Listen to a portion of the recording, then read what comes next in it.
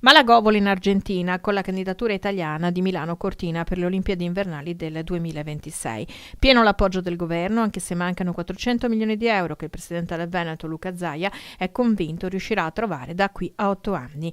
Già disponibili, in caso di scelta nazionale, comunque i 980 milioni del CIO. Notizia di questa mattina è Cortina, Milano Cortina, chiamatela come volete, e dall'altro noi cominciamo a ragionare, anche perché abbiamo già un dossier sul quale le discipline olimpiche sono già stabilite, chi farà cosa, c'è già stabilito su chi farà cosa, per cui si tratterà poi di trovare pian piano un accordo rispetto ai finanziamenti, rispetto alla raccolta fondi, alla promozione, il sostegno della candidatura. Siamo nella fase della roadshow, no? Di andare in giro nei diversi paesi del mondo a dire guardate, ci siamo anche noi e ci confrontiamo con Stoccolma, vi ricordo, con Erzurum in Turchia e con Calgary in Canada, quindi siamo rimasti in 4, direi che ce la possiamo giocare.